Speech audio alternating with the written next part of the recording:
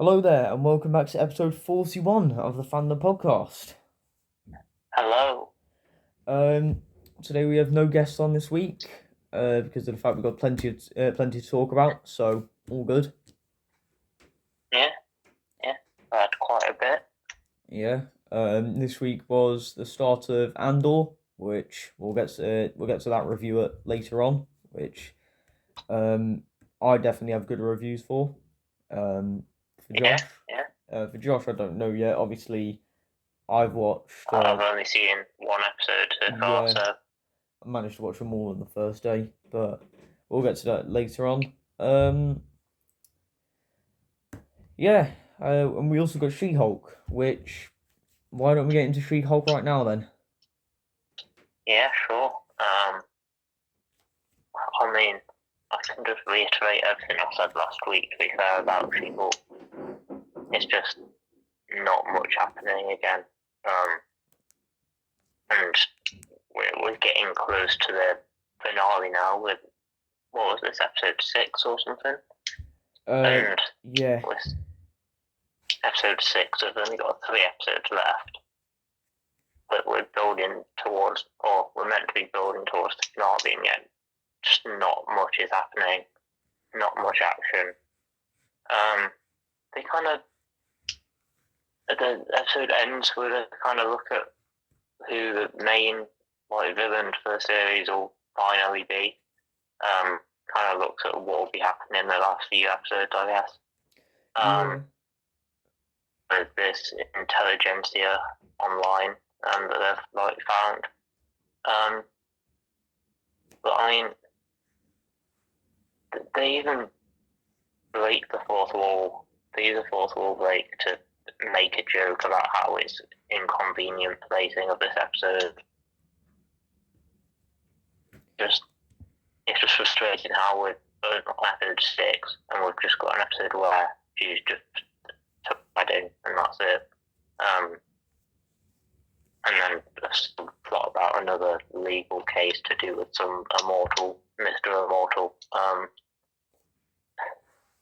So yeah, just not enough is happening to say that we're getting quite far through this show now. I mean, they teased Daredevil last week and nothing's happened about that. I agree. I was expecting Daredevil this week. I was like, oh yeah, we're going to come back and, Daredevil's going to be on. No, it's just... Yeah. I'll tell you who's on later on. I'll get into some of the only positives about this. You know, they're very, very small. Or at least something I can actually take out of it. But Mr. Immortal was, I guess, a fun cameo to see. I haven't seen him in comic book form before, so but at least we have this. Who else do we have? We also had was it Josh from the wedding? Give me 1 second. Okay, just back. I think the character I was talking about, it was Josh, I think his name was, at the wedding. I think it was, yeah. In the comics, this could be like a reference to a character in the comics that is actually a clone of Adolf Hitler. Oh. Yeah. It's a good, I wasn't expecting that. Yeah, it's a bit of a dark turn there. Okay. I think this character is like a clone of Adolf Hitler that grew up in America, and I think he finds out about it and kind of takes on that persona. Mm-hmm. I mean, I'm not sure how much of that they'll adapt into this, I've got to say. Yeah, he might appear in like a future episode again, or we'll never see him. But I imagine he probably will show up in future episodes. Yeah, maybe the finale. But maybe not with his Adolf Hitler stuff. Yeah. I feel like he's trying to get a little bit personal to She-Hulk, so that could be something that they might be able to get out of. Maybe in the finale they're trying to get some of their skin, which maybe we'll get like the leader post-credit scene, which would be very cool. I had a bit of a theory about so Daredevil will appear in episode 8, which will be interesting to see. What I reckon is, I think we also see Frogman is going to be in the show. I think Frogman will try and get the skin.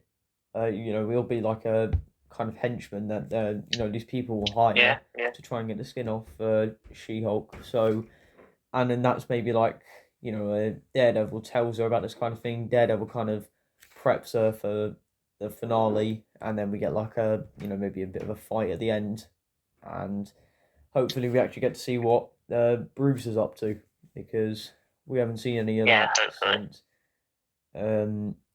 episode 2. Episode 2. Yeah,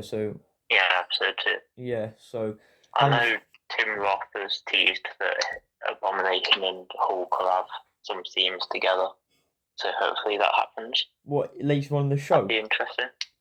Yes. Oh, that's interesting. I'm not sure how that'd work with Hulk being on the spaceship. Maybe he finishes. Maybe he finishes business up in Sakaar by the time the the season kind of comes to a close. But who knows? Yeah, possibly. I saw a theory as well, or a rumor anyway, this week that She-Hulk is going to appear in Captain America: New World Order, which would make sense with all the stuff with the leader. It kind of makes sense, to be fair. I mean, now that we know Bruce is appearing in that, the leader's going to appear in that, and there was also a theory that more Hulks would appear in it as well. It makes sense that Jennifer shows up. Who knows, to be honest? Maybe, I think it's Hulk's son. I can't remember his name. I can't remember his name, but Hulk's son could be in it too, which would be interesting. I don't trust another episode without a post-credit scene as well. We might as well not mention it anymore, because we're not going to get a post-credit scene until the final episode, I don't think, or episode 8. I don't think. What was I going to say? Forget about it. I don't know. I don't trust the lawyer. I feel like she's maybe in league with the leader. The leader may know her or something. The lawyer that Nikki finds the page with, the She-Hulk hate page. Yeah, possibly. Yeah, maybe she. Maybe she has some. Yeah, maybe she has some. See where you're coming from. Yeah, which could also explain why that guy who calls She-Hulk Specimen is the client of this person. Maybe they're trying to do some kind of meetings, discuss some kind of plan. Who knows? But we'll have to find out. We'll still have another bad comedy episode coming up, so all good. Oh yeah. But we'll get to it eventually.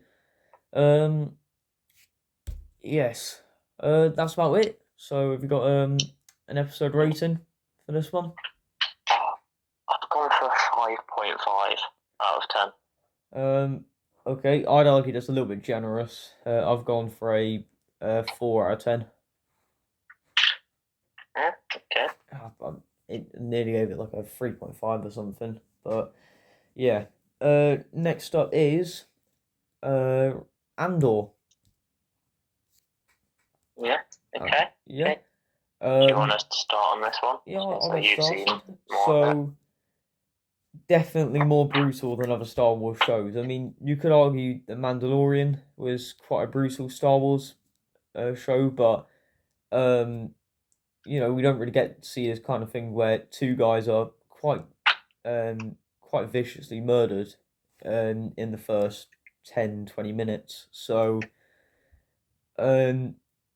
it's interesting to see, actually. It gives like it's a bit like a spy kind of thing, and I think all the viewers of this channel will know how much I dislike Rogue One. So, but this surprised me, actually, these first 3 episodes. I thought, oh, this might be okay, But it's been surprisingly good. It's given like a spy kind of theme, and it feels like it just feels like a really cool kind of spy show. So that's quite good. Um, you can already tell it's definitely a lot more for older audiences. In episode 3, uh, character Stellan Skarsgård plays, who isn't actually that bad. Is played. Yeah, he says. Well, yeah, he swears. So there is swearing in Star Wars now, which is, I guess, it kind of fits this show. If they're making everything else a bit more brutal, they're making everything a little bit more realistic. The dirty side of it, the dirty side of the rebellion. Then, yeah, I guess this kind of makes sense. I don't really have an issue with it. Yeah.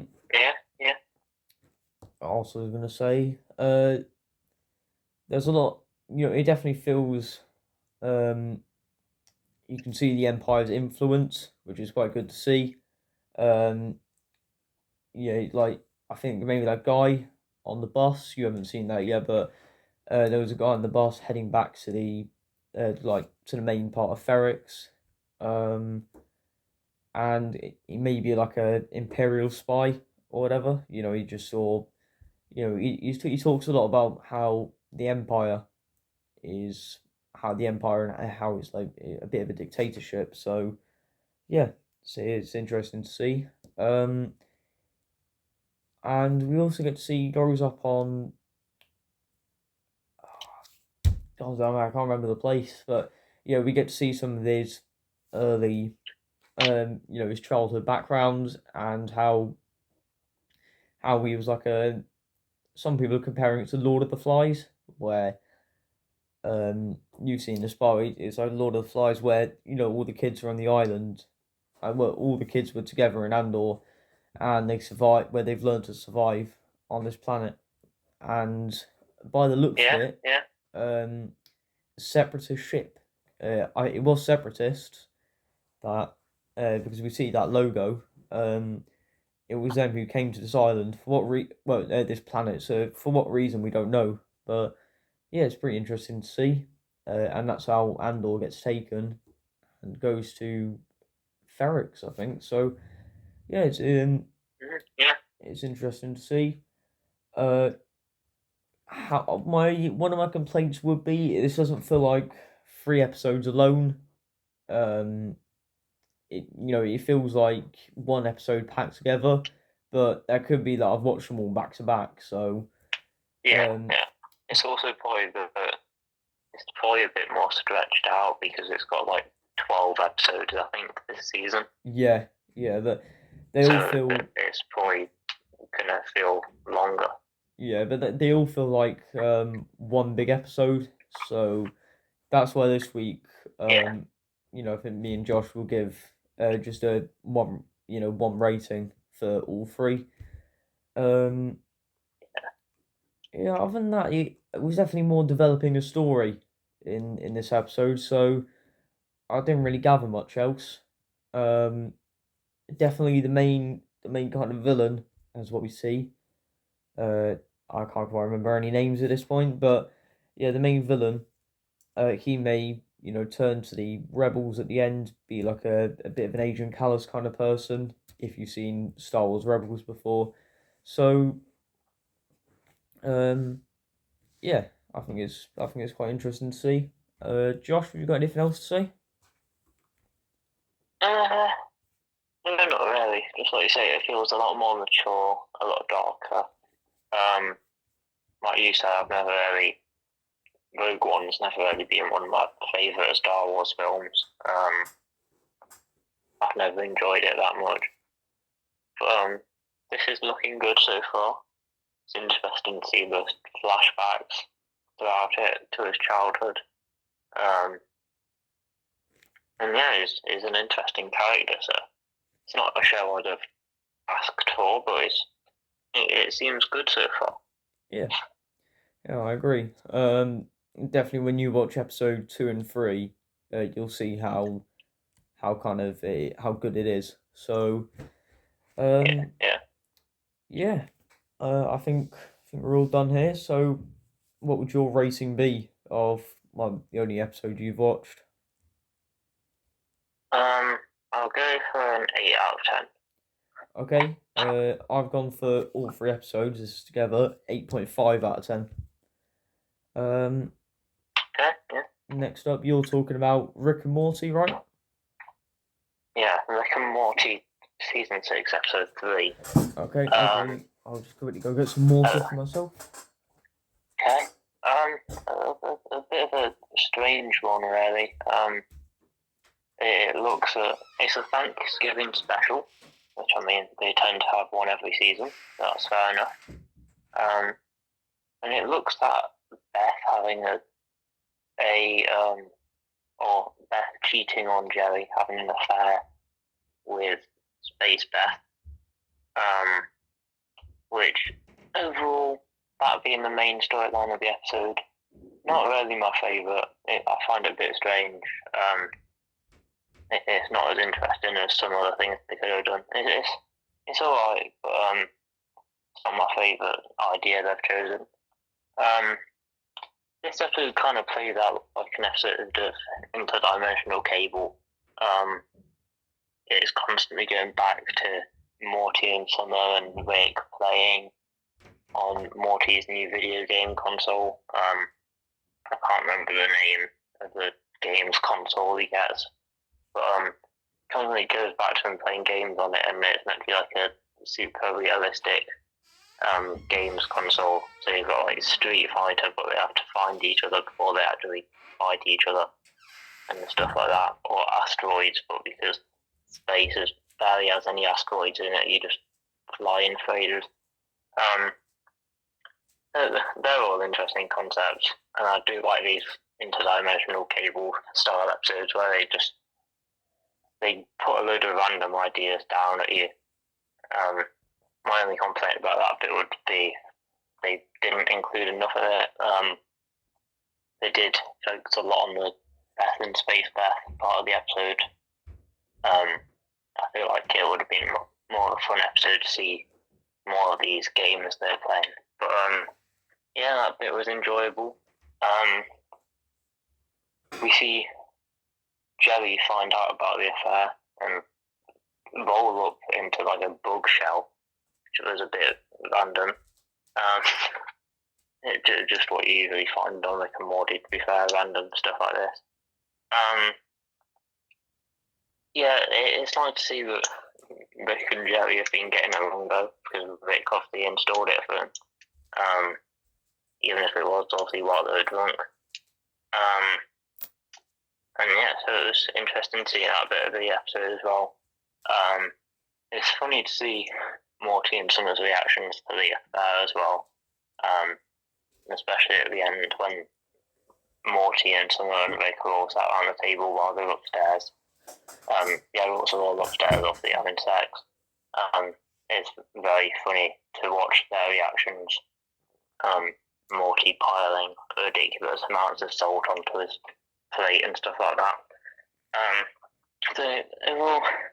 This episode makes some very funny moments on Rick and Morty and Summer.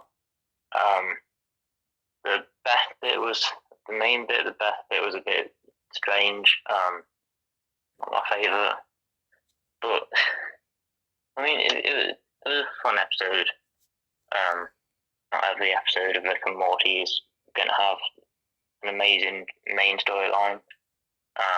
And these like interdimensional cable ones don't tend to have the best main storyline. This one was decent for what it was. It was quite funny. It was entertaining and enjoyable. I don't know why they've done a Thanksgiving special in September. I don't know when Thanksgiving is for Americans. November kind of time, I think. Yeah, so I'm a bit unsure why they've done it so early. I'm guessing just because the series has been made so early. To be fair, I think they tend to do one. But yeah, I mean, funny episode, entertaining. The storyline itself wasn't the strongest or the best, but it was entertaining, which is what you want from this kind of program, really. And yeah, the quality of this season is remaining high, so I am enjoying it. It's looking to be a good season of Rick and Morty, and I can't wait for all the upcoming episodes, really. So I'm gonna give this episode a 8 out of 10. Decent, not amazing, but good.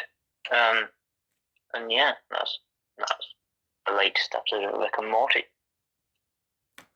Alright then. So, we've got one last thing to talk about, which is Rings of Power, episode 5. I'll get started with this one. Okay. My first thoughts on finishing up this episode would be, we're kind of, I feel like we're in the same kind of place as the last episode.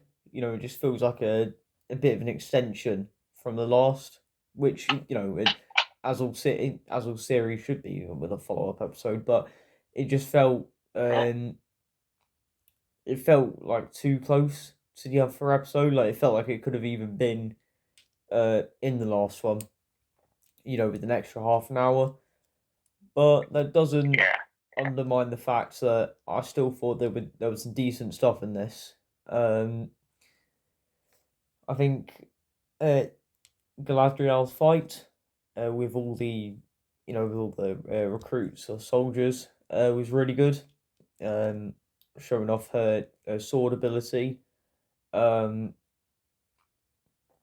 think we get to see a little bit more of the stranger and the Harfoots. The Harfoots, yeah.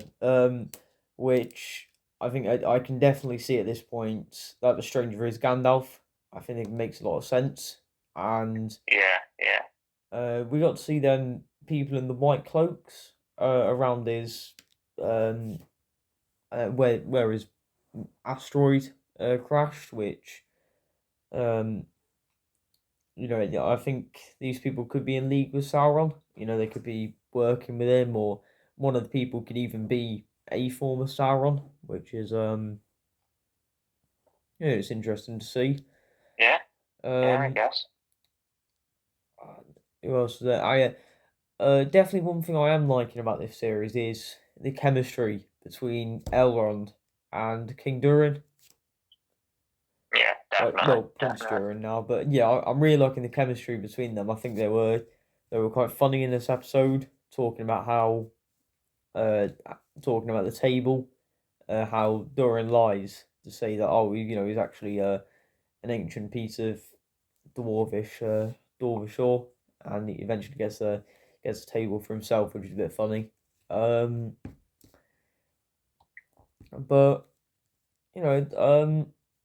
other than that, we didn't really see much else from the episode. Obviously, Isildur tries to get onto the try and finds a way to get onto the voyage. Go to Middle Earth, which is fairly interesting. Other than that, I haven't really got much else to say. So, Josh, what have you got? Yeah, I mean, like you said, the stories don't seem to develop much, but the characters do seem to develop a lot in this episode. Yeah. And I guess that's what Lord of the Rings has always kind of been like. To be fair, the original films are quite long and they move along quite slowly at times. So I mean that's fair enough. In this episode, like you say, we get on Numenor we get both Galadriel and her story, which made for a very cool fight scene with Galadriel. We got a lot more action in general, to be fair, in this episode. We got Galadriel, obviously. We got we got to see the people in the Southlands, which I thought was quite interesting. Yeah, that was quite an interesting bit. Yeah. Obviously, Adar. I think it's confirmed now that he's probably not Sauron. Yeah, they've kind of confirmed that he's not Sauron. It's fair enough. Yeah, as he seems and interesting enough character still. Yeah, I thought there was a great scene actually when Waldrick says how Waldrick offends him, and to assert his dominance as a leader, he tells Waldrick to kill can't remember his name, but yeah, he tells Waldrick to kill one of the people, which is quite interesting actually. As we see, Adar basically loses it and throws Waldrick like a couple meters. So yeah, I thought it was a great scene and definitely one I can look back on maybe as later on this year. As this is probably that was probably the highlight of this episode, seeing Adar just a little bit. I think he's quite an interesting character. Yeah, I'd like to see Waldreg's motivations. To be fair, why he's so keen to join Sauron and Adar. How he seems very he seems very interested. He seems to know a lot about these kind of things. So who knows? Yeah. I'd like to learn more about his background and everything. So I guess they will develop. If they're having 5 seasons of this show, they've got plenty of time to develop all this stuff. Yeah, definitely. So it was cool on Numenor, and we also got Isildur, like you say. Trying to find ways to sneak into the ships. Eventually find their way on. It feels like we're really getting into the story this episode. We're getting kind of conflict with the stranger. Both he's having problems with the people at the Harfoots, and he's got people after him, searching for him, with the looks of it. Obviously have the Numenorians going off to battle in to the Southlands. The episode obviously ended with Adar and half the people of the Southlands going to fight the others in the Watchtower. So it feels like next episode we will get a lot of action, and obviously in these last few episodes as well, which should be good. I say that the stuff with Jorin and Elrond is really a highlight of the show for me, to be fair. Yeah, definitely. Their relationship.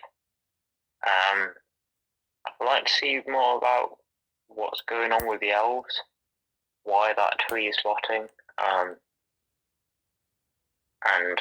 how Mithril can save them in a way. Yeah, I think it might not be this season. It might be a later season. How? We get to see the Mithril, actually save them, which will be interesting.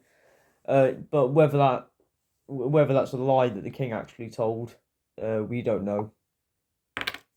Yeah, he might just be wanting Mithril for himself, to be fair. Yeah, and it could just be a lie he told, so that he gets Elrond a little bit desperate. Yeah. But yeah, all that stuff with the dwarves and the elves, how you have all this kind of conflict, and they're all a bit unsure about each other, and they think each other are keeping secrets. But Elrond and Durin have this very strong connection in the middle. I think that's fairly good. Yeah, I think. Story to tell. Yeah, like you said, it's definitely the highlight of the series. Yeah. It's looking. We've got 3 episodes left now, and it's looking like we'll have a good finale to the season. It's all building up for action. It's all getting very interesting. I've not heard much about this show recently, to be fair, but if people are still complaining about it, then I don't see what the issue could be anymore. So it's a great show. I'm really enjoying it, and can't wait to see what happens in the next few episodes. Yeah, definitely. So that's about it from. I haven't got anything else to say on that. So, Josh, what is your episode rating? I've gone for an 8.5 out of 10 again. Okay. I've gone for a 8 out of 10. Okay. All right then. I think I've got a couple of leaks. To talk. Well, actually, one leak now. I think we mentioned it earlier on.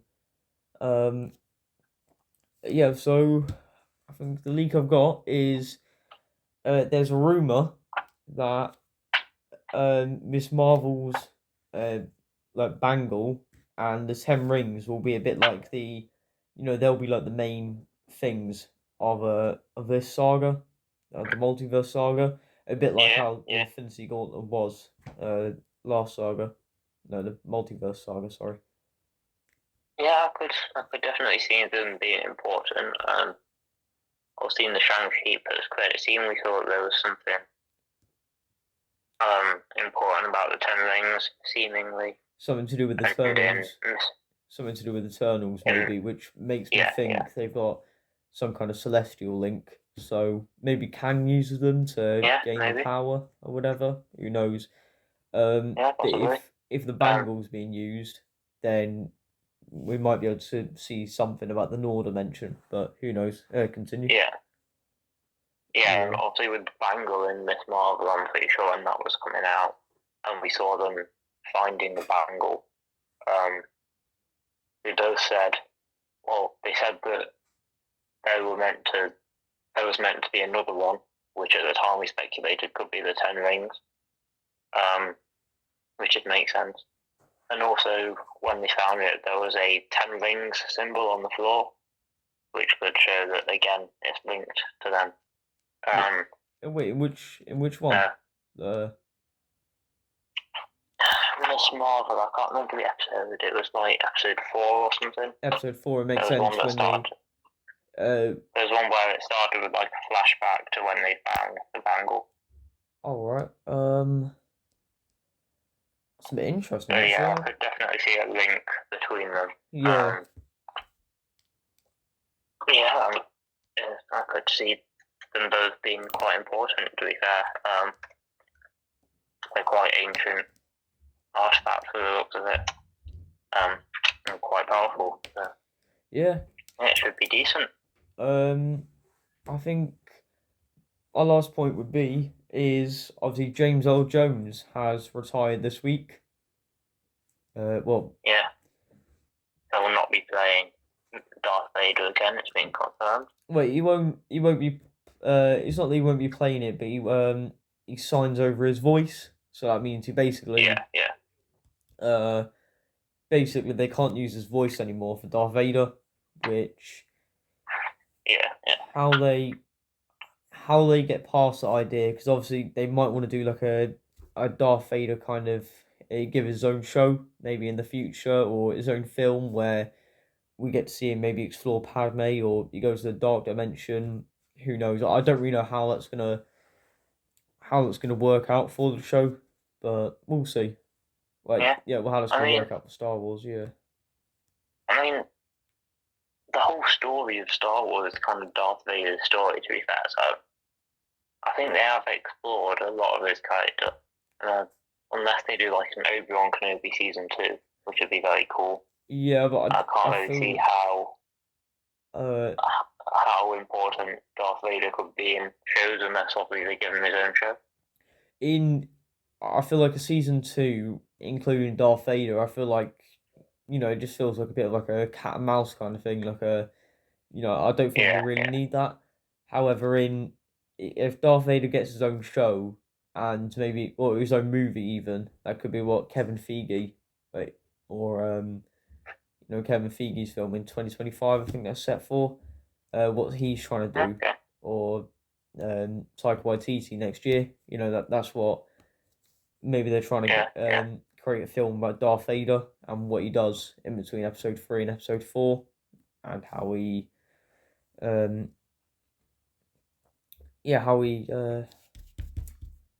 what was it?